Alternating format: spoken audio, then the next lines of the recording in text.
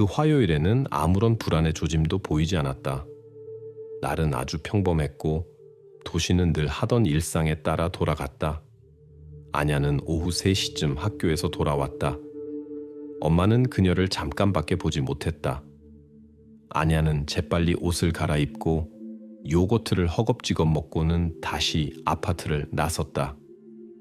저녁에는 영어 수업이 있었고 수업이 끝나면 보통 곧장 집으로 돌아왔다. 경로는 자동적으로 정해져 있었고 엄마는 늘 안심하고 있었다. 가족 중 누구도 무언가 특별한 일이 일어날 수 있다고는 생각조차 하지 않았다. 오후 6시 15분, 엄마는 아냐에게 곧 돌아올 것인지 간단히 묻는 메시지를 보냈다. 보통 답장은 즉시 왔지만 이번에는 읽음 확인 표시가 화면에 뜨지 않았다. 10분 후 엄마는 딸의 휴대전화로 전화를 걸었다. 자동 응답 시스템의 목소리는 가입자의 번호가 사용 불가능하다고 알렸다. 그 순간부터 엄마의 머릿속에는 희미한 불안감이 자리 잡기 시작했다. 오후 7시가 되자 불안감은 커졌고 1시간 후 부모는 이미 아냐의 친구들에게 전화를 걸고 있었다. 아무도 아무것도 몰랐다. 그들은 영어 학원에 전화를 걸었고 선생님은 수업이 제 시간에 끝났다고 말했다. 아냐는 늘 그랬듯이 혼자 떠났고 아주 평범해 보였다. 패닉은 저녁 9시경에 시작되었다. 오후 9시 40분, 부모는 이미 미성년자 실종 신고서를 작성하며 경찰서에 있었다. 도시에서 이런 사건은 드물게 일어났다. 아냐는 평범한 여학생이었다. 조용하고 조금 수줍음이 많으며 성적은 좋았다. 행동 문제는 없었다. 그녀의 실종에는 논리가 없었다. 다음 날 아침, 온 도시는 10대 소녀의 실종 사실을 알게 되었지만 수색은 성과를 거두지 못했다. 경찰은 가능한 가설들을 검토하고 CCTV 영상을 분석하고 무언가 보았을 가능성이 있는 모든 사람과 이야기했지만 마치 침묵과 불확실성의 벽에 부딪히는 것 같았다. 첫 번째 불안한 신호는 부모가 아냐의 전화기와 소셜미디어 메시지를 자세히 살펴보기로 결정했을 때 울렸다. 엄마에게 이것은 진정한 계시였다. 일부 메시지가 삭제된 것으로 드러났는데 한 달 전도, 일주일 전도 아닌 실종 바로 이틀 전에 삭제되었다는 사실이었다. 아냐는 이전에는 결코 이런 일을 한 적이 없었다. 이는 그녀답지 않았고 불안하게 만들었다. 하지만 가장 무서운 발견은 아냐가 가장 친한 친구에게 보낸 마지막 메시지였다. 문장은 짧았고 생각 중간에 끊겨 있었다. 조금 무섭지만 그는 좋은 사람이야. 친구는 이 그가 누구인지 대답할 수 없었다. 의심스러운 점은 전혀 눈치채지 못했다고 말했지만 그 말은 그다지 설득력 있게 들리지 않았다. 부모가 상황을 이해하려고 애쓰는 동안 경찰관들은 집으로 가는 길에 설치된 경로와 감시 카메라를 확인하고 있었다. 모든 것이 소용없었다. 아냐는 마치 백주대낮의 중심께서 사라진 것 같았다. 아무도 그녀가 채타거나 낯선 사람과 이야기하는 것을 본 사람이 없는 듯했다. 경찰이 수색 범위를 넓히고 이웃 지역으로 수배 전단을 보낼 준비를 하고 있을 때 교회 산림관리소에서 연락이 왔다. 산림공원 관리인은 뭔가 이상한 것을 발견하고 경찰에 전화하게 만들었다. 숲길 중 하나에서 빈 에너지 드링크 캔과 부러진 팔찌를 발견했다. 경찰은 발견물을 조사하면서 이것들이 우연히 남겨진 물건이 아니라는 것을 금방 알아차렸다. 팔찌는 실종된 소녀의 것이 아니었고 너무 컸으며 명백히 남성용이었다. 그리고 에너지 드링크는 그런 장소에 전혀 어울리지 않아 보였다. 몇 시간 후 주요 도로에서 약 300m 떨어진 숲속 깊은 곳에서 수사관들이 보고서의 용어를 행방불명에서 범죄로 바꾸게 만든 것을 발견했다. 아냐가 다시는 집으로 돌아오지 못할 것이라는 사실이 분명해졌다.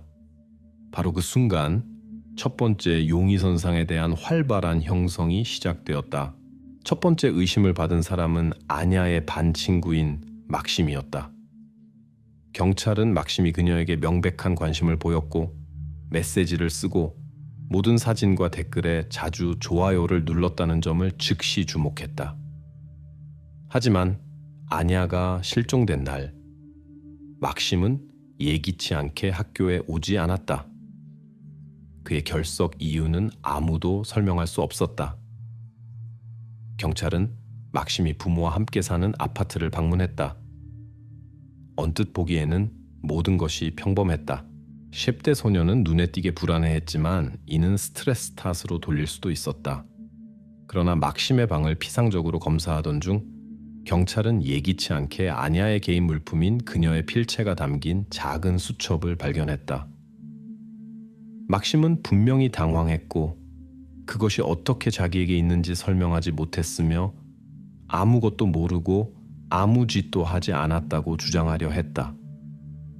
하지만 경찰은 서둘러 결론을 내리지 않았다. 아냐의 의부사버지에 대한 의문도 제기되었다. 그의 행동은 처음부터 수사관들에게 긴장을 유발했다.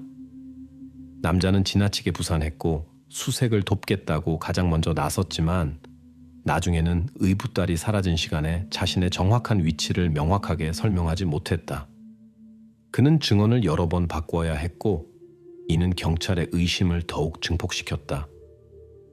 그러나 수사관들이 막심을 특별 감시해두고 의부사버지에 대한 전면적인 조사를 시작할 준비를 하고 있을 때 갑자기 수사 과정을 완전히 바꾸는 완전히 새로운 정보가 나타났다. 경찰이 다시 이야기한 아냐의 친구는 이전에 간과했던 핵심적인 세부 사항을 예기치 않게 기억해냈다. 그녀는 자신보다 나이가 많은 누군가와 이야기한다고 했어요. 그는 자기 나이를 18살이라고 말했대요. 그녀는 그가 진실을 말한다고 확신했어요. 하지만 저는 이제 의심스러워요. 이 간단한 문장은 모든 것을 뒤집었다. 이 사건에는 숨겨진 것이 훨씬 많고 명백한 것은 훨씬 적다는 것이 분명해졌다. 경찰 앞에는 이 18세 소년의 진짜 나이인 36세를 알게 되기까지 몇 주간의 고통스러운 수사가 기다리고 있었다. 하지만 그때까지 수사 당국은 진짜 범인이 지금 평범한 도시 주민들 사이에 섞여 걸어다니며 일어난 일에 대해 경찰보다 훨씬 더 많이 알고 있다는 사실 외에는 거의 아무것도 몰랐다.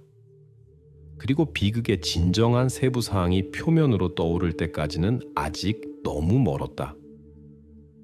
새로운 정보가 나타나자 수사팀의 작업 방향은 즉시 바뀌었다. 몇 시간 전만 해도 막심의 연루를 거의 확신했던 경찰은 갑자기 네트워크상의 미지의 인물로 초점을 옮겼다. 최우선 과제는 아냐의 소셜미디어에서 삭제된 메시지를 복구하는 것이었다. 모든 정황으로 보아 가장 중요한 질문에 대한 답이 바로 그곳에 숨겨져 있었기 때문이다. 아냐는 여러 소셜 네트워크를 활발하게 사용하고 있었다. 그녀 또래의 모든 10대가 전화기에 설치한 표준 앱세트 외에도 덜 일반적인 플랫폼에도 프로필이 있었다. 이것은 범죄 전문가들의 작업을 복잡하게 만들었지만 경찰이 첫 번째 핵심 연결 고리를 발견한 것은 바로 그러한 눈에 띄지 않는 앱 중 하나에서였다. 그곳 친구 및 반친구들과의 평범한 짧은 대화 속에서 키릴 스미르노프라는 이름의 사용자와의 메시지 교환이 있었다. 프로필은 실 78세 소년의 전형적인 모습이었다. 최소한의 사진수, 등 뒤에서 찍은 단체 사진 하나, 인터넷에서 가져온 평범한 인용문 몇 개. 그러나 기술 전문가들은 빠르게 불일치점을 발견했다. 키릴의 사진은 인터넷의 공개 출처에서 가져온 것이었고 프로필 자체는 사건 발생 불과 3개월 전에 생성되었다. 명백히 메시지 교환은 오해를 불러일으키기 위한 가짜 계정으로 이루어졌다. 수사관들은 키릴 스미르노프가 실제로는 존재하지 않는다는 것을 깨닫고 있었다. 그들은 자신의 행동 결과를 완벽하게 인식하는 사람이 신중하게 계획하고 실행한 조작과 마주하고 있었다. 범죄 전문가들은 삭제된 각 메시지, 각 단어를 점차적으로 복구했다. 작업은 느리게 진행되었지만 결과를 가져왔다. 처음에는 대화가 평범했고 위험한 징후가 없었다. 자신을 키릴이라고 부르는 사용자는 단순한 인간적인 관심을 보였다. 학업에 대해 묻고 친구들과의 갈등 상황에서 지지해주고 취미에 관심을 가졌다. 하지만 몇 주 후 대화에서 불안한 변화가 감지되기 시작했다. 미지의 인물은 점차 대화를 개인적인 주제로 옮겨가며 조심스럽게 경계를 탐색했다.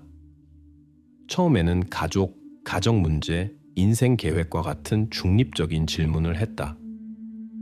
시간이 지남에 따라 아냐의 신뢰가 커졌고 그녀는 이미 가장 친한 친구에게도 말하지 않은 고민을 키릴과 나누고 있었다.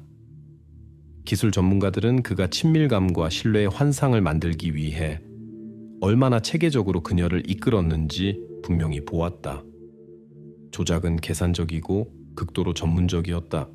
동시에 수사관들은 아냐와 조금이라도 접촉했던 모든 사람을 조사했다. 경찰의 시야에 예기치 않게 아냐의 오빠의 지인인 안드레이 블라소프가 들어왔다. 20세의 젊은이로 이전에 폭력 및 전화 절도 혐의로 입건된 적이 있었다. 안드레이는 오랫동안 가족과 알고 지냈고 그들의 집에 방문한 적도 있었으며 아냐를 잘 알았다. 그리고 몇 달 전 예기치 않게 소셜 네트워크 중 하나에서 그녀에게 친구 추가를 했다. 이 정보는 이상하고 불안하게 보였다. 수사관들은 안드레이의 프로필을 조사했다. 그는 실제로 아냐에게 과도한 관심을 보였고 정기적으로 그녀의 사진에 좋아요를 누르고 댓글을 남겼지만 반친구 막심과는 달리 더 조심스럽고 신중하게 했다. 복구된 메시지에서 안드레이와 아냐 사이에 짧은 메시지 교환이 발견되자 경찰의 관심은 더욱 커졌다. 메시지에서 안드레이는 어떤 중요한 문제에 대해 논의하기 위해 비밀리에 만나자고 제안했지만 그 세부 사항은 밝혀지지 않았다. 메시지에서 그는 의심을 사지 않도록 오빠에게 이것에 대해 말하지 말라고 요청했다. 이것은 극도로 의심스러워 보였다. 수사관들은 시간을 낭비하지 않았다. 안드레이는 집중 신문을 위해 구금되었다. 신문에서 그는 분명히 긴장했고 진술이 엇갈렸다. 처음에는 아냐와 전혀 연락하지 않았다고 주장하다가 나중에는 메시지 교환을 인정했지만 만남은 없었다고 주장했다. 그들의 대화에 대한 직접적인 증거를 제시하자 안드레이는 입장을 바꿔 오빠의 개인적인 문제에 대해 그녀와 이야기하고 싶었다고 주장했다. 진술은 설득력이 없었고 수사관들은 그가 중요한 무언가를 숨기고 있다고 확신했다. 하지만 기술 전문가들은 계속 작업했고 시간이 지남에 따라 상황은 점점 더 복잡해졌다. 키릴과의 복구된 메시지에서 새로운 세부 사항들이 계속해서 드러났다. 실종 직전에 안야가 이 사람과 직접 만나기로 약속했다는 것이 분명해졌다. 대화에서 그는 만남이 완전히 안전할 것이라고 조심스럽게 설득했고 지원과 이해를 약속하며 자기 곁에서는 아무것도 두려워할 필요가 없다고 확신시켰다. 프로필 데이터를 조사하던 범죄 전문가들은 메시지 발신자의 실제 위치를 파악하려고 노력했다. 첫 번째 결과는 수사에 참여한 모든 사람을 충격에 빠뜨렸다. 메시지 교환이 이루어진 IP 주소는 사건 현장에서 거의 100km 떨어진 완전히 다른 도시에서 기록되었다. 이것은 상황을 급격히 복잡하게 만들었고 수사관들로 하여금 전체 계획이 얼마나 신중하게 계획되었는지 생각하게 만들었다. 안드레이 블라소프에 대한 가설은 눈앞에서 무너지기 시작했다. 그의 행동이 극도로 의심스러웠지만 그가 동시에 두 장소에 있을 수 없다는 것이 분명해졌다. 전문가들은 메시지 작성자가 도시 외곽에 있었다는 것을 명확하게 증명했고 이제 경찰은 용의자 그룹을 다시 검토해야 했다. 따라서 수사관들은 극도로 어려운 상황에 직면했다. 범죄 배후에 있는 자는 분명히 흔적을 혼란스럽게 하고 수사관들을 속이는 방법을 잘 알고 있었다. 그리고 가장 불쾌한 것은 이것이 결코 첫 번째 유사한 메시지 교환이 아니라는 것이 분명했다는 점이다. 이러한 조작은 세부 사항까지 완벽하게 연마되었고 이제 키릴 스미르노프는 자신이 정확히 무엇을 하고 있으며 즉각적인 발각을 피하는 방법을 완벽하게 이해하는 사람이 사용하는 가면 중 하나일 뿐이라는 것이 분명해졌다. 하지만 이 단계에서 수사관들은 아직 가장 중요한 것을 알지 못했다. 이 사람이 얼마나 나이가 많았는지, 그리고 그의 가짜 정체성 뒤에 어떤 다른 비밀이 숨겨져 있었는지. 미스터리의 완전한 해결까지는 아직 멀었다. 범죄 전문가들은 키릴 스미르노프라는 이름으로 메시지 교환이 이루어진 IP 주소의 정확한 위치를 신속하게 파악했다. 주소는 이웃 도시의 오래된 지역 중 한 아파트에 연결되어 있었다. 이 장소는 즉시 수사관들의 주의를 끌었다. 이 지역은 평판이 좋지 않은 곳으로 여겨졌다. 오래된 5층짜리 건물, 많은 빈 아파트, 그리고 일반적으로 법 집행 기관과의 불필요한 접촉을 피하는 현지 주민들. 저녁 무렵 경찰 그룹이 현장으로 출동했다. 전문가들이 지목한 아파트 문을 연 것은 35세 정도로 보이는 남자로 자신을 이고르 세면노프라고 소개했다. 처음에는 경찰의 방문을 침착하게 받아들였지만 어떤 이유로 그와 이야기하고 싶은지 듣자 눈에 띄게 긴장하기 시작했다. 경찰은 즉시 그들이 올바른 지점에 도달했다는 것을 느꼈다. 이고르의 아파트 내부는 혼란스러웠다. 사방에 흩어진 옷, 빈 맥주병, 부엌에는 씻지 않은 식기들이 있었다. 테이블 위에는 노트북이 있었고 수사관들은 즉시 추가 조사를 위해 압수했다. 남자는 분명히 이런 상황 전개에 대비하지 못했다. 아냐와의 메시지 교환에 대한 질문에 그는 자신의 연루를 강력하게 부인하기 시작하며 이 이름을 처음 듣고 무슨 일이 일어나고 있는지 전혀 모른다고 주장했다. 그러나 이고르의 신상 정보를 확인한 결과 그가 보이려고 했던 것만큼 무해하지 않다는 것이 드러났다. 그의 뒤에는 폭력, 싸움, 전 여자친구에 대한 위협 등 사소한 법규 위반으로 경찰에 여러 차례 입건된 기록이 있었다. 하지만 가장 불안한 것은 8년 전에 이미 소셜 네트워크에서 미성년자들의 음란 사진을 유포한 혐의로 기소된 적이 있다는 사실이었다. 당시 사건은 증거 불충분으로 종결되었지만 수사 당국에는 이것이 심각한 신호였다. 수사관들이 남자와 이야기하는 동안 범죄 전문가들은 노트북을 면밀히 조사하며 어떤 단서라도 찾으려고 노력했다. 첫 번째 결과는 비교적 빨리 나타났다. 하드 드라이브에서 키릴 스미르노프가 사용했던 것과 유사한 스타일의 다른 이름과 사진을 가진 수많은 소셜 네트워크 계정의 흔적이 발견되었다. 남자가 이 프로필과 관련이 있다는 데에는 거의 의심의 여지가 없었다. 이고르 세면노프는 추가 신문을 위해 경찰서로 이송되었다. 그러나 그곳에서 이고르는 예기치 않게 입장을 바꿨다. 이제 그는 메시지 교환이 자신의 컴퓨터에서 이루어졌다는 사실을 부인하지는 않았지만 자신과는 아무 관련이 없다고 주장했다.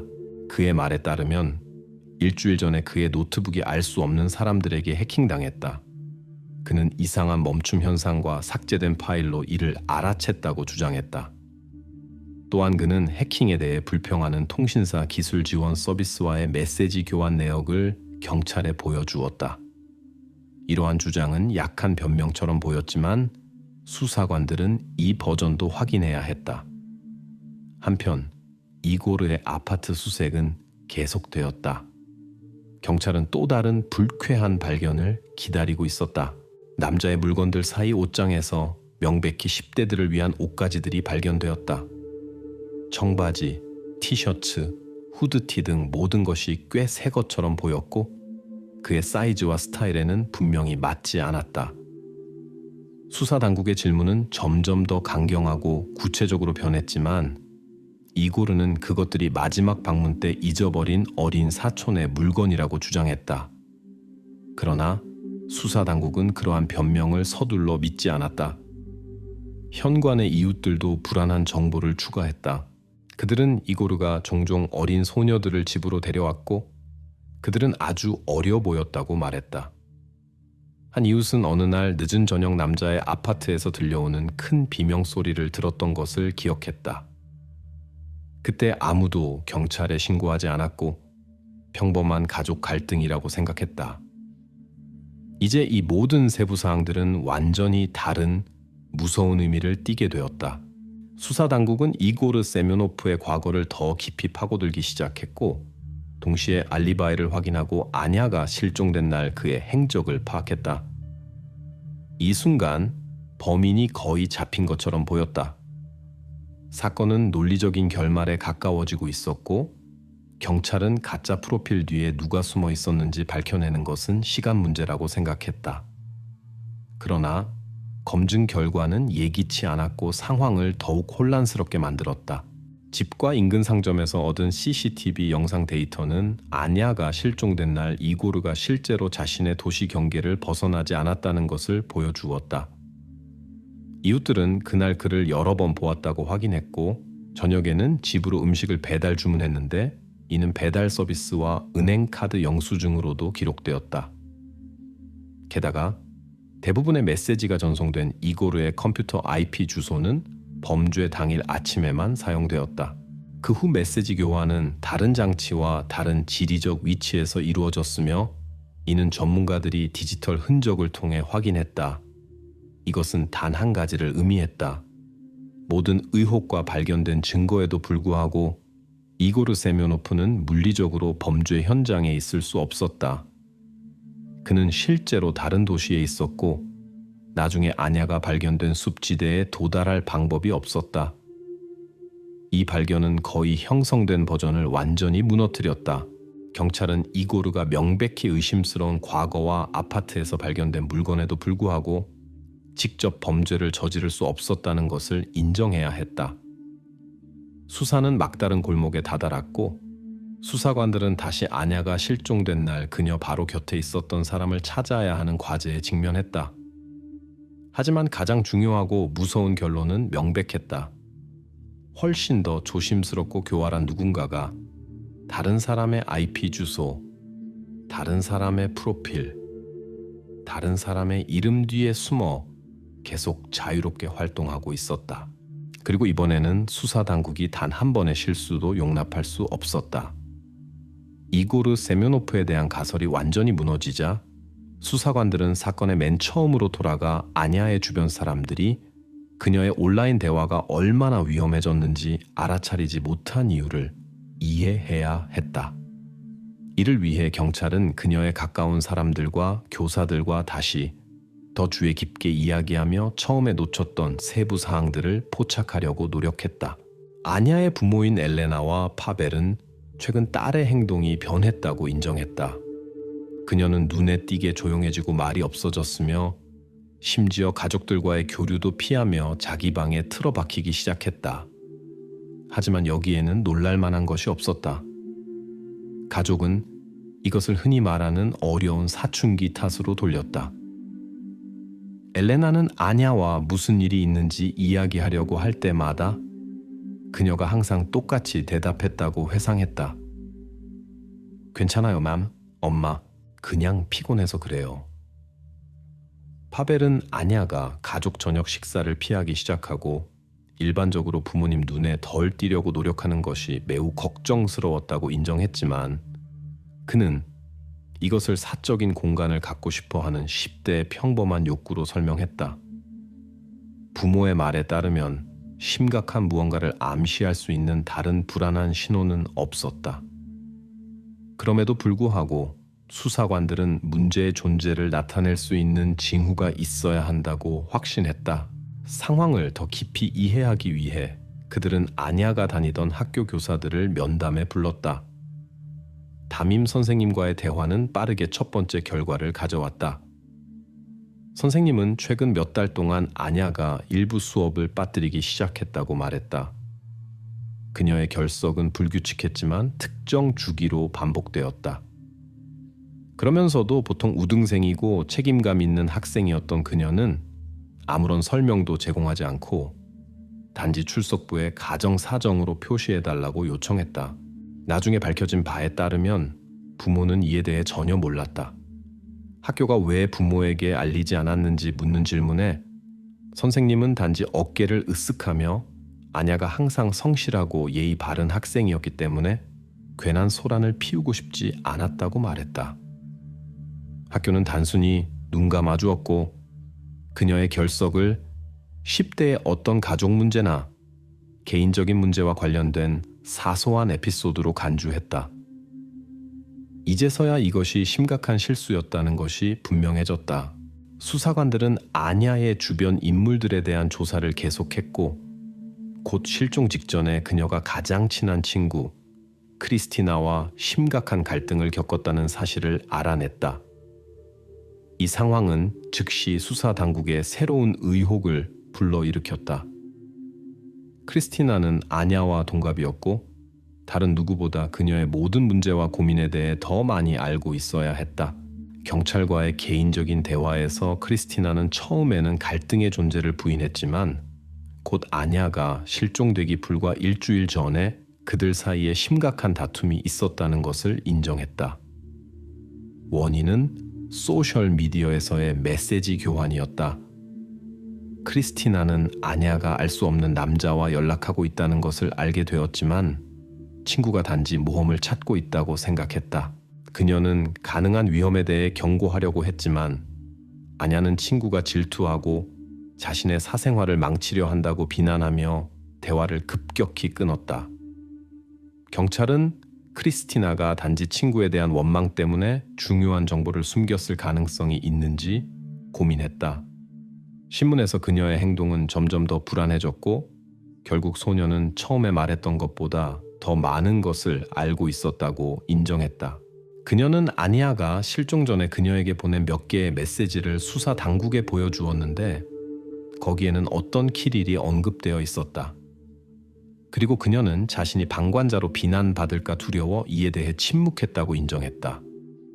수사관들은 다시 아냐의 전화를 확인하며 모든 메시지와 모든 연락처를 조사했다. 전문가들이 이전에 놓쳤던 새로운 중요한 세부 사항이 주목을 끌었다. 전화기에 삭제된 폴더에서 아냐가 연락이 끊기기 직전에 직접 녹화한 짧은 비디오 클립이 발견되었다. 비디오에서 아냐는 주거용 건물의 현관과 유사한 장소에 있었고 조명이 어두워 장소를 명확하게 식별하기 어려웠다. 모든 정황으로 모아 그녀는 팔을 뻗어 전화기를 들고 직접 클립을 촬영하고 있었다. 그녀는 긴장하고 약간 불안해 보였고 계속해서 머리카락을 만졌다. 배경에서는 엘리베이터 문이 열리는 소리가 들렸는데 마치 그녀가 누군가를 기다리고 있는 것 같았다. 그녀의 목소리는 조용했고 거의 속삭임에 가까웠지만 단어는 뚜렷했고 수사관들을 더욱 긴장하게 만들었다. 인터넷에서처럼 당신이 친절하길 바라요. 바로 그 순간 비디오가 끊겼다. 그녀가 바로 이 순간에 여전히 알려지지 않았지만 그의 영향력이 이미 그녀의 목숨을 앗아간 사람과 만나고 있었다는 것이 분명해졌다. 이 비디오는 낯선 사람과의 실제 만남 사실을 확인하는 중요한 증거가 되었다. 하지만 만남 확인 외에는 그의 신원에 대한 어떤 단서도 제공하지 않았다. 아냐가 기다리고 있던 사람의 얼굴은 화면에 잡히지 않았고 이것은 아직 수사를 진전시킬 수 없게 만들었다. 경찰은 비극이 일어나기 전에 10대가 모든 사람에게서 숨기려 했던 위험 신호를 인식하기 위해 얼마나 적은 노력이 이루어졌는지 깨달았다. 수사관들은 범인의 행동이 얼마나 잘 계획되었는지 다시 한번 느꼈다. 그는 모든 단계를 신중하게 위장했고 희생자가 모든 것을 비밀로 유지하도록 만들 수 있었다. 남은 것은 그날의 사건들을 한 걸음씩 복원하고 이 모든 비극의 배후에 있는 사람의 정체가 모두에게 명백해지는 순간에 가까워지는 작업을 계속하는 것뿐이었다. 아냐의 전화기에서 비디오가 발견된 후 수사관들에게는 미지의 범인이 얼마나 깊이 그녀의 의식 속으로 침투했는지가 분명해졌다. 이제 수사 당국의 주요 과제는 그가 완전히 익명으로 남아있으면서 어떻게 그렇게 강력한 심리적 연결을 구축할 수 있었는지 이해하는 것이었다. 범죄 전문가들은 복구된 모든 메시지 교환 내용을 날짜와 시간별로 대조하며 다시 한번 자세히 조사했다. 키릴 스미르노프가 극도로 조심스럽고 중립적으로 대화를 시작했다는 것이 명백해졌다. 대화 초기에는 아냐에게 의심을 불러일으킬 만한 것이 전혀 없었다. 학교, 영화, 음악에 대한 단순하고 일상적인 대화는 점차 가족 문제, 친구 관계, 개인적인 콤플렉스와 같은 더 개인적인 주제로 옮겨갔다. 분석 결과 모든 단어가 신중하게 고려되었다는 것이 나타났다. 낯선 사람은 결코 서두르거나 강요하지 않았다. 오히려 그는 아냐의 문제에 대한 자신의 이해와 공감을 지속적으로 강조하며 비슷한 삶의 경험을 가진 또래인 척했다. 그는 그녀의 의심의 순간을 완벽하게 감지했고 항상 소녀가 듣고 싶어하는 조언을 주었다.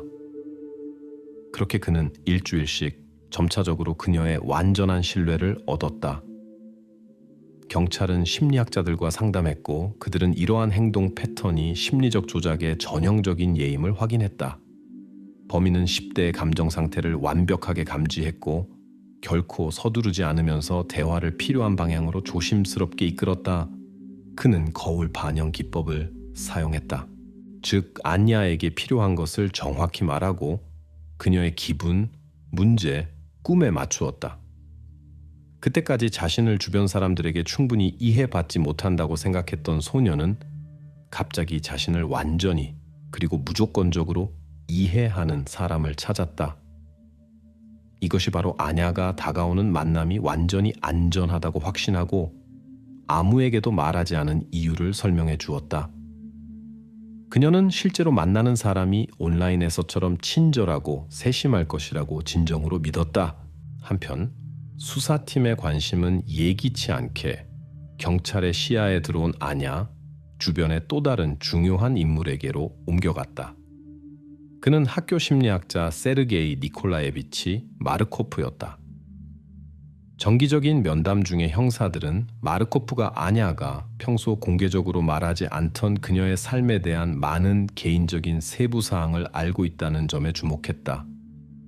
그의 설명은 형사들에게 너무 일반적이고 모호하게 들렸다. 경찰은 즉시 그의 소셜미디어 개인 메시지를 확인했고 불안한 사실을 발견했다. 마르코프는 실제로 아냐와 소통하고 있었고 대화는 언뜻 보기에는 전문적이고 무해해 보였지만 이중적인 의미를 가질 수 있는 이상한 구절들이 있었다. 예를 들어 심리학자는 전문적인 도움에 필요한 것보다 훨씬 더 자주 그녀의 사생활에 관심을 보였고 학교 심리학자와 학생 사이의 일반적인 소통 범위를 훨씬 벗어나는 질문을 했다. 상황은 일부 학교 교사들도 이전에 마르코프와의 소통에서 불편함을 느꼈다고 고백하면서 더욱 악화되었다. 공개적인 갈등은 없었지만 많은 교사들은 그의 행동을 이상하고 심지어 불쾌하다고 불렀다. 직장에서 그는 내성적이었고 동료들과 거의 소통하지 않았지만 고학년 학생들과 시간을 보내는 것을 기꺼이 했으며 분명히 10대들과의 소통을 선호했다. 경찰은 마르코프의 신상 정보를 철저히 조사하기 시작했고 몇 년 전 그가 부적절한 행동으로 의심한 한 학생의 부모와의 갈등 후 다른 학교를 떠나야 했다는 사실을 알아냈다. 당시 사건은 경찰에 이르지 않고 학교 차원에서 무마되었지만 이 사건에 대한 정보는 수사팀을 극도로 경계하게 만들었다. 곧 의심은 더욱 커졌다. 재신문을 위해 경찰에 소환된 후 세르게이 마르코프는 지정된 시간에 나타나지 않았다. 형사들이 그의 집으로 갔을 때 그가 서류와 개인 물품을 챙겨 급히 아파트를 떠났다는 것을 발견했다. 이웃들은 마르코프가 이른 아침에 택시를 타고 떠났으며 눈에 띄게 긴장하고 서두르는 모습이었다고 확인해 주었다. 그의 전화는 꺼져 있었고 메시지와 전화에도 응답하지 않았다. 학교 심리학자의 실종은 즉시 수사에 심각한 문제가 되었다. 이제 수사관들은 마르코프가 이전에 보이려 했던 것보다 아냐의 이야기와 더 깊이 관련되어 있다고 의심하지 않았다. 형사들은 그를 수배 명단에 올리고 모든 인근 지역에 수배 전단을 보냈다. 그러나 동시에 범죄학자들은 이고르 세면노프의 아파트에서 압수한 노트북 작업을 계속했고 수사의 흐름을 완전히 바꿀 수 있는 중요한 세부 사항을 발견했다. 용의자가 사용한 가짜 프로필 중 하나의 연락처 목록에서 세르게이 마르코프의 실제 이름으로 등록된 계정이 나타났다. 상황은 점점 더 복잡해졌지만 한 가지는 수사팀에게 분명해졌다. 마르코프는 어떤 식으로든 키릴 스미르노프라는 가짜 프로필 뒤에 숨어있던 사람과 알고 지냈으며 따라서 이전에 말했던 것보다 더 많은 것을 알고 있을 수 있다는 것이다. 그러나 경찰이 학교 심리학자가 이 모든 사건에서 정확히 어떤 역할을 했는지 파악하려고 하는 동안 마르코프 자신은 연락이 닿지 않았다. 그의 갑작스러운 실종과 용의자와의 입증된 연관성은 수사관들로 하여금 처음 보였던 것보다 훨씬 더 심각하고 깊은 무언가에 직면했을 가능성을 고려하게 만들었다. 이제 수사에서 잃어버린 메시간은 새로운 비극으로 이어질 수 있었다. 세르게이 마르코프의 실종은 즉시 경찰청의 경계 수준을 높였다. 그의 사진이 담긴 수배 전단은 모든 경찰서와 인근 지역의 교통 요충지에 배포되었다. 수사관들은 마르코프가 우연히 도망친 것이 아니라고 거의 확신했지만 그가 아냐의 죽음에 직접적으로 관련되었는지 아니면 단순히 혐의가 두려워 상황이 명확해질 때까지 숨기로 결정했는지 아직 확실히 말할 수 없었다. 마르코프 수색은 오래 걸리지 않았다. 며칠 후 남자는 사건 현장에서 약 100km로 떨어진 작은 마을에서 발견되었다. 그는 친척 집에 머물고 있었고 겉보기에는 오랫동안 숨을 계획이 없어 보였다. 체포 당시 마르코프는 저항하지 않았고 겁먹기보다는 당황한 모습이었다. 그는 즉시 수사관들에게 개인적인 이유로 떠났으며 이는 수사와 전혀 관련이 없다고 주장했다. 신문에서 세르게이 마르코프는 자신이 사업을 시작하려다 실패한 후 발생한 부채 문제 때문에 도시를 떠났다고 말했다. 그의 진술을 확인한 결과 심리학자는 실제로 재정적 문제가 있었고 그의 설명은 설득력 있게 들렸다. 전화와 메시지에 대한 추가 조사에서도 그가 학교 밖에서 아냐와 개인적으로 만났다는 것을 나타내는 것은 아무것도 발견되지 않았다. 이전에 의심을 샀던 메시지는 부적절하다고 인정되었지만 범죄적인 의미는 없었다. 점차 경찰은 세르게이 마르코프가 처음에는 심각한 의심을 불러일으켰지만 아냐의 실종에 직접적으로 연루되지 않았다고 인정했다. 그러나 같은 시기에 디지털 기술 전문가들은 키릴 스미르노프라는 이름 뒤에 숨어있던 사용자의 활동을 더 깊이 조사할 수 있었다. 이제 이 사람이 몇 년 동안 다양한 소셜 플랫폼에서 가짜 계정을 만들고 인기 있는 데이트 사이트에도 등록했으며 항상 18세 이하의 나이를 선택했다는 것을 완전한 확신을 가지고 밝혀낼 수 있었다. 공개된 출처에서 다운로드한 동일한 사진을 사용하여 그는 상대방의 말을 듣고 이해할 수 있는 친절한 10대의 이미지를 만들었다. 범죄 분석 부서의 프로파일러들은 대화 방식과 사용된 심리적 기법이 극도로 전문적이고 체계적이라고 확신했다. 이는 분명히 30세 이상의 사람으로 심리학 분야의 교육을 받았거나 10대들의 신뢰와 감정을 능숙하게 조작할 수 있는 풍부한 인생 경험을 가진 사람을 가리켰다. 경찰은 자신의 실제 신원을 드러내지 않고 잠재적 희생자를 계획적이고 신중하게 선택하는 사람과 마주쳤다는 것이 분명해졌다. 이 시기에 수사팀은 새롭고 무서운 상황에 직면했다. 인근 지역에서 또 다른 여학생 실종에 대한 긴급 보고가 접수되었다. 15세 발레리아의 부모는 딸이 친구들과 저녁 산책 후 집에 돌아오지 않았다고 신고했다. 아냐의 이야기와의 불안한 유사점은 즉시 수사관들로 하여금 두 사건을 통합하고 연쇄 범죄 가능성을 의심하게 만들었다. 발레리아 실종 상황은 거의 동일했다. 소녀는 마지막으로 목격된 지 2시간 후에 전화에 응답하지 않기 시작했다. 친구들은 경찰에게 실종 전날 발레리아가 소셜미디어에서 다니일이라는 이름의 어떤 남자와 활발하게 메시지를 주고받았다고 말했다. 계정 확인 결과 즉시 형사들의 우려가 확인되었다. 프로필은 가짜였고 한 달도 채 안 된 최근에 만들어졌다.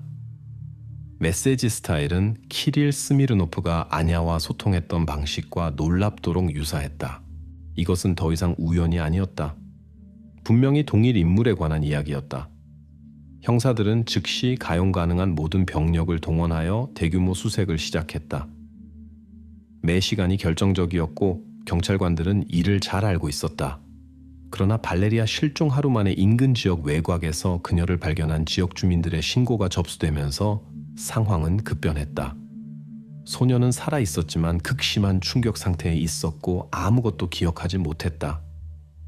발레리아는 병원으로 이송되어 의사들에게 인계되었다.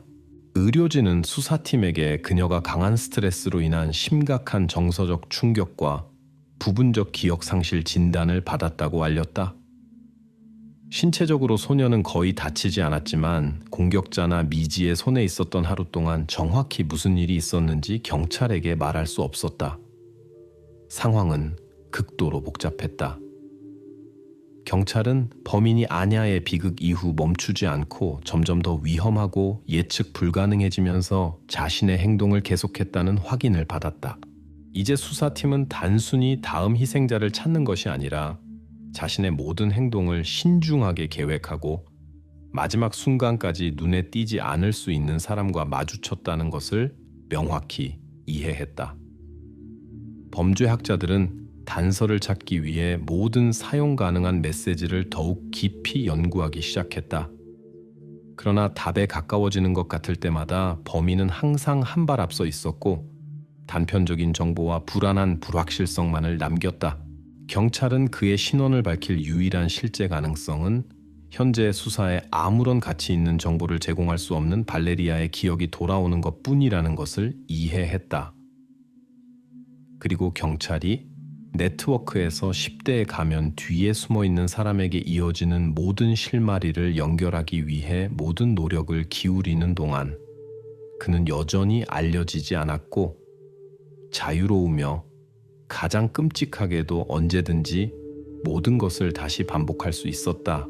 발레리아가 발견된 후 수사팀은 두 사건이 직접적으로 연관되어 있다는 데 의심의 여지가 없었다. 이것은 단순한 우연이 아니라 동일 인물의 계획적이고 체계적인 활동이었다. 수사관들은 두 여학생의 실종 장소 근처 지역을 포함하는 CCTV 영상을 더 철저히 조사하기 시작했다. 세심한 작업은 결과를 낳았다. 형사들은 아냐, 실종 며칠 전 그녀의 집과 학교 근처에 설치된 카메라에 정기적으로 포착된 의심스러운 차량을 발견했다. 오른쪽 팬더에 눈에 띄는 찌그러짐이 있는 짙은 파란색 세단은 정기적으로 근처에 주차되었고 운전자인 중년 남성은 아냐가 집으로 돌아가는 경로 근처에서 여러 번 목격되었다. 이 발견은 수사에 새로운 중요한 단서를 제공했다. 경찰은 신속하게 차량 소유자를 확인했다. 그는 인근 도시의 한 회사에서 영업 관리자로 일하는 36세의 니콜라이 라자레프였다. 라자레프는 이전에 형사 처벌을 받은 적이 없었고 공식적으로 미혼이며 혼자 살았고 외적으로는 의심을 사지 않았다. 그러나 수사관들은 니콜라이가 소셜미디어를 활발하게 사용하고 10대들에게 인기 있는 다양한 포럼에 자주 드나든다는 사실에 주목했다. 형사들은 라자레프에 대한 비공개 정보 수집을 시작했다. 며칠 후 그들은 그의 가장 가까운 지인 및 동료들과 이야기할 수 있었다. 니콜라이의 주변 사람들과의 첫 대화부터 그 남자가 매우 어린 소녀들에게 특정한 관심을 보였다는 것이 확인되었다.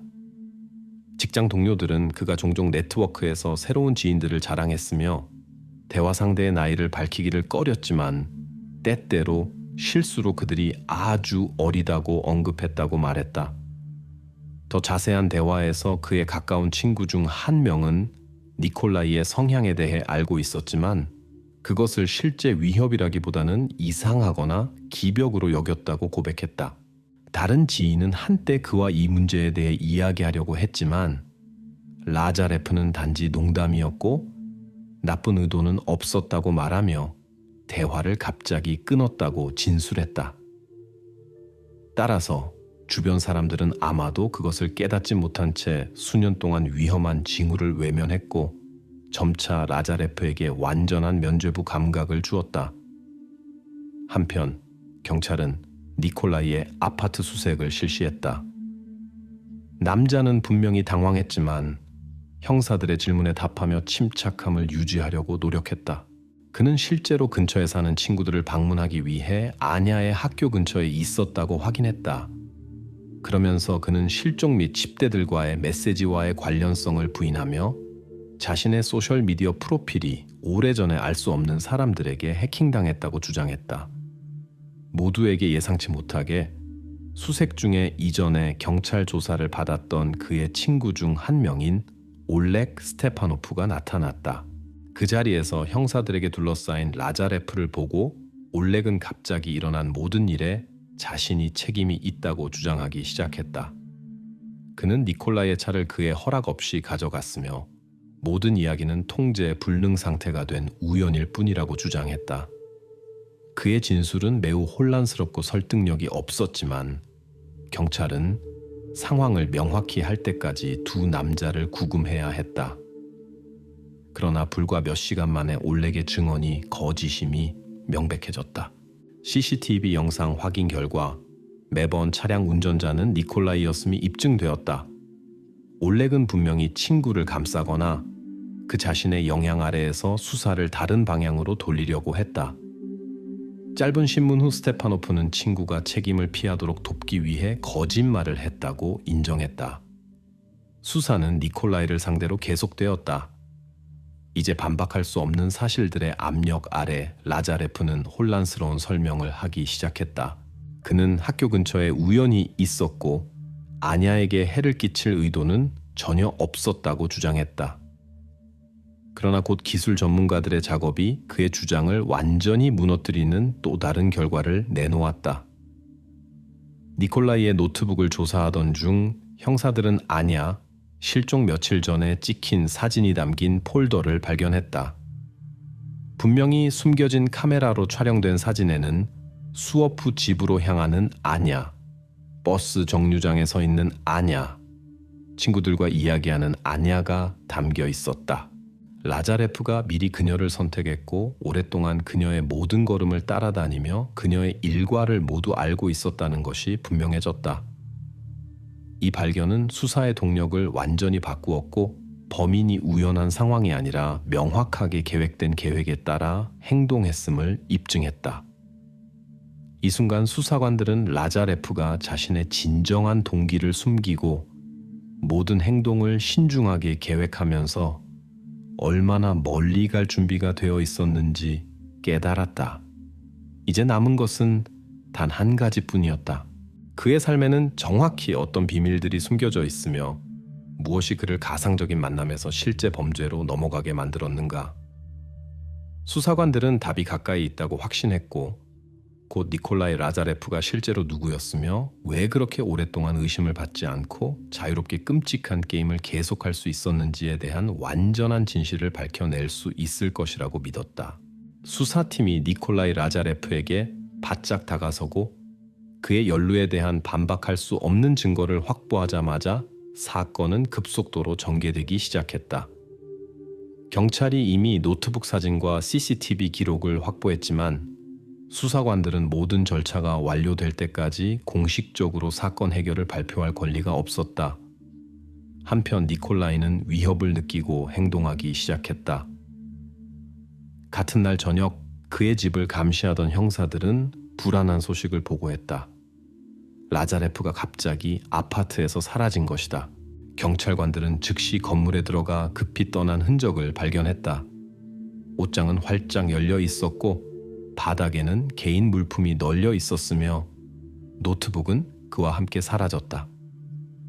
가장 불안한 점은 용의자가 자신의 모든 소셜미디어 프로필을 삭제하여 자신의 죄책감에 대한 또 다른 가능한 증거를 파괴했다는 것이다. 경찰은 즉시 그의 소재를 파악하기 위한 작전 활동을 시작했다. 이전의 기록에 포착된 니콜라이의 차량은 도시 외곽에 버려진 채 발견되었다. 범죄학자들은 차량 내부와 트렁크를 철저히 조사하여 혈흔을 발견했고 즉시 감정을 위해 보내졌다. 불과 몇 시간 후 분석 결과는 최악의 우려를 확인시켜 주었다. 혈액은 바로 아냐의 것이었다. 이제 수사팀은 니콜라이 라자레프를 범죄와 명백하게 연결하는 바로 그 증거를 확보했다. 동시에 경찰은 교회 버스 터미널에서 인근 지역으로 향하는 버스에 탑승하는 인상착의가 비슷한 남자를 누군가 보았다는 정보를 입수했다. 형사들은 지난 몇 시간 동안 구매한 모든 티켓을 추적하기 시작했고 CCTV 영상은 니콜라이가 실제로 도시를 떠나 인접 국가와의 국경이 불과 몇 시간 거리에 있는 지역으로 향했음을 확인시켜 주었다. 경찰이 적극적으로 수색을 벌이는 동안 미디어 공간에는 상황을 더욱 혼란스럽게 만드는 정보가 예기치 않게 나타났다. 한 지역 커뮤니티 게시판에 누군가가 익명으로 니콜라이 라자레프가 인근 도시의 버려진 건물 부지에서 시신으로 발견되었다고 알렸다. 이 메시지는 빠르게 네트워크에 퍼져나갔고 저녁 뉴스 속보에도 등장했다. 이 정보는 처음에는 형사들을 혼란스럽게 했지만 철저한 확인 후 메시지가 가짜임이 밝혀졌다. 아마도 그 목적은 도망자에게 시간을 벌어주거나 수사를 혼란에 빠뜨리려는 시도였을 것이다. 그러나 경찰은 실수를 용납하지 않았고 교통 요충지에 대한 통제를 완화하지 않았다. 모든 검문소는 용의자가 살아있고 건강하며 국가 영토를 떠나려 한다는 사실을 통보받았다. 작전에 투입된 형사들은 최대한 집중했으며 이 상황에서 실수의 대가를 잘 알고 있었다. 한편 니콜라이 라자레프는 이미 다른 지역에 있었고 교통수단을 바꾸며 인파 속에 숨으려고 노력했다. 그는 조심스러웠고 대도시와 기차역을 피했으며 카메라와 경찰의 시야에 들어가지 않으려고 애썼다. 남자는 도주를 신중하게 계획했으며 전국에서 자신을 찾고 있다는 것을 분명히 이해하고 있었다. 그는 옷을 갈아입고 새 전화를 샀지만 우연한 실수 하나가 결국 그를 드러냈다. 한 주유소에서 니콜라이는 은행카드로 결제했는데 거래가 즉시 모니터링 시스템에 기록된다는 사실을 잊었다. 이 작은 실수 덕분에 경찰은 그의 대략적인 경로를 파악하고 요격에 나설 수 있었다. 작전 부대원들은 용의자가 마지막으로 목격된 지역으로 긴급히 이동되었다. 같은 날 밤 국경 근처의 작은 검문소에서 니콜라이 라자레프는 서류 확인을 위해 정지되었다. 언뜻 보기에는 완전히 침착해 보였지만 그의 사진이 담긴 수배 전단을 받은 경찰관들은 즉시 그를 알아보고 체포했다. 남자는 저항하지 않았지만 마지막까지 자신의 면죄부와 책임을 피할 수 있다는 가능성을 믿었던 것이 분명했다. 체포 당시 니콜라이는 의기소침해 보였지만 이제 하는 모든 말이 결정적인 의미를 갖는다는 것을 이해하고 침묵을 지켰다. 그의 주머니에서는 상당한 액수의 현금, 해외 여권, 그리고 아무런 기록이나 연락처가 없는 새 휴대전화가 발견되었다. 그의 계획이 영원히 국가 영토를 떠나 자신의 신원을 완전히 지우는 것이었다는 것이 명백해졌다.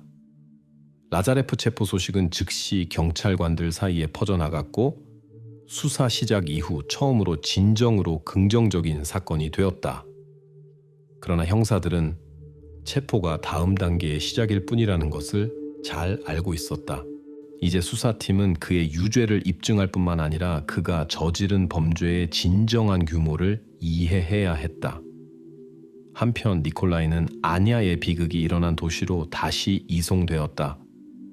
수사관들은 라자레프가 자신의 행동 과정에서 모든 단계를 신중하게 계획하고 마지막 순간까지 진정한 의도를 숨기는 능력을 입증했음을 잘 알고 있었기에 용의자와의 길고 어려운 대립에 대비하고 있었다. 앞으로 가장 어려운 작업이 남아 있었다. 용의자로부터 완전한 자백을 받아내고 그가 그렇게 신중하게 숨기려 했던 모든 세부 사항을 밝혀내는 것이었다.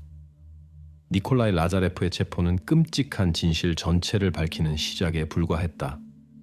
신문 첫 시간부터 수사관들은 그의 진짜 이름이 니콜라이 라자레프가 아니라 심각한 범죄 경력이 있는 36세 남성 알렉세이 그리고리예프라는 사실을 알아냈다. 그는 이미 10여 년 전 중범죄 혐의로 기소되었지만 당시 증거 부족으로 중형을 면할 수 있었다.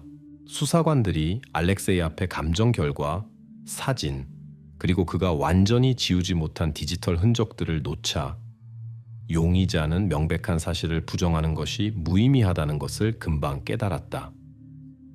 신문 둘째 날, 그리고리예프는 차갑고 냉소적으로 자신의 행동을 설명하며 첫 진술을 시작했다. 그는 감정의 기색 없이 몇 달 동안 소셜미디어를 통해 아냐와의 신뢰를 체계적으로 구축하고 자신의 실제 나이와 의도를 신중하게 숨겼다고 자세히 설명했다.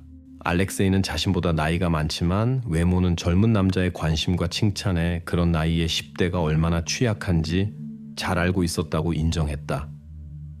18세 키릴 스미르노프의 이미지를 사용하여 그는 아냐와 너무나 능숙하게 메시지를 주고받았고 소녀는 그의 말의 진실성에 대해 한순간도 의심하지 않았다. 그녀의 모든 의심과 우려는 그가 항상 곁에 있고 지지하며 이해해 줄 것이라고 안심시키며 체계적으로 진정시켰다. 시간이 지남에 따라 키릴에 대한 신뢰는 아냐에게 절대적인 것이 되었고 소녀는 자신의 대화 상대가 자신에게 해를 끼칠 수 있다고 상상조차 할 수 없었다. 그리고리예프는 만남의 날짜와 장소가 미리 계획되고 신중하게 선택되었다고 수사관들에게 차분하게 설명했다. 그는 아냐에게 그녀의 집 근처 다세대 주택 입구에서 만나자고 제안하며 그것이 완전히 안전하다고 설득하고 다른 사람들의 눈을 피해 단둘이 이야기하겠다고 약속했다. 알렉세이는 자신이 미리 장소를 둘러보고 카메라가 없는지 확인했으며 입구에서 차까지의 경로를 미리 계산했다고 인정했다. 아냐가 만남에 동의하자 그는 입구에서 그녀를 기다렸고 조용한 곳에서 이야기하고 싶다고 말하며 채 타도록 차분하게 설득했다. 그의 모든 말을 믿었던 소녀는 거절하려고조차 하지 않았다. 그 후 그리고리예프는 그녀를 인적이 드문 숲 지대로 데려갔고 그곳에서 미리 범죄를 저지를 계획을 세웠으며 그 후 사건을 우연으로 가장하여 처벌을 피할 수 있을 것이라고 생각했다. 그러나 그의 계산은 잘못되었다. 모든 증거, 모든 메시지, 그의 모든 행동은 경험 많은 수사관들과 범죄학자들이 완전히 복원할 수 있는 디지털 흔적을 남겼다. 디지털 데이터 분석 결과 그가 아냐의 나이를 완전히 인지하고 있었으며 미리 그녀를 선택하고 추적했다는 것이 입증되었다. 노트북에서는 10대들과의 다른 수십 개의 메시지가 발견되었지만 불행히도 아냐가 실제 만남에 동의한 첫 번째 사람이었다. 수사 내내 알렉세이는 비극적인 결말까지 갈 계획은 없었다고 주장하며 모든 것이 어처구니 없는 우연으로 일어났다고 자신을 정당화하려 했다. 그는 심지어 아냐가 상황을 유발했고 자신은 단지 감정을 억제하지 못했을 뿐이라고 수사팀을 설득하려고 시도했다. 그러나 그의 메시지와 전화 데이터를 조사하면서 수사관들은 범죄가 미리 계획되었다는 증거를 찾았다. 디지털 감정 결과 만남 며칠 전 알렉세이가 범죄 흔적을 숨기는 방법과 범행 후 도시를 몰래 떠날 수 있는 경로에 대한 정보를 인터넷에서 여러 차례 검색했다는 것이 밝혀졌다. 피고인이 자신을 상황의 희생자로 내세우려는 마지막 시도는 수사관들이 범행 후 그의 침착한 행동을 기록한 카메라 데이터를 제시했을 때 완전히 실패했다. 영상에는 알렉세이가 침착하고 자신감 있게 주유소에 들러 커피와 에너지 드링크를 사고 얼굴을 숨기려 하지도 않고 차로 돌아가는 모습이 담겨 있었다. 그의 모든 행동은 완전히 냉혈하고 차분했으며 어떤 동요나 불안감도 없었다. 모든 증거가 법정에 제출되자 알렉세이 그리고리예프는 자신을 변호할 가능성을 완전히 잃었다. 그는 더 이상 우연이나 자신의 행동 결과를 인식하지 못했다고 주장할 수 없었다. 재판은 오래 걸리지 않았다. 검찰은 그를 유죄로 인정하기에 충분한 반박할 수 없는 증거를 가지고 있었다. 아냐의 부모는 피고인석에 앉은 그를 처음 보았지만 남자는 눈을 들지 않았고 일어나는 일에 대해 외적으로 무관심했다. 결국 법원은 알렉세이 그리고리에프에게 저지른 범죄에 대해 법률이 정한 최대한의 형을 선고했다. 그는 유죄 판결을 받고 중범죄 교도소로 보내져 오랜 세월을 보내야 했다. 그러나 그의 처벌에 대한 인식은 안야의 가족에게 위안을 주지 못했고 비슷한 이야기가 누구에게나 일어날 수 있다는 무거운 감정을 안고 살아가야 했다. 안야의 부모는 주변의 많은 사람들이 매일 경고 신호를 놓치고 그것을 사춘기, 피로 또는 학교 문제 탓으로 돌린다는 인식과 함께 남겨졌다. 수사관들은 사건을 종결했지만 수사에 참여했던 누구도 소셜미디어에 몇 개의 메시지를 쓰는 것만으로 얼마나 쉽고 간단하게 누군가의 삶을 파괴할 수 있는지 결코 잊지 못할 것이다.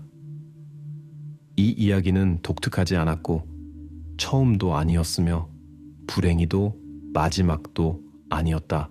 그러나 바로 이 이야기가 많은 사람들에게 가상세계와 현실세계 사이의 경계가 얼마나 취약하며 그 경계가 얼마나 빠르고 비극적으로 넘어설 수 있는지 다시 한번 생각하고 이해하게 만들었다.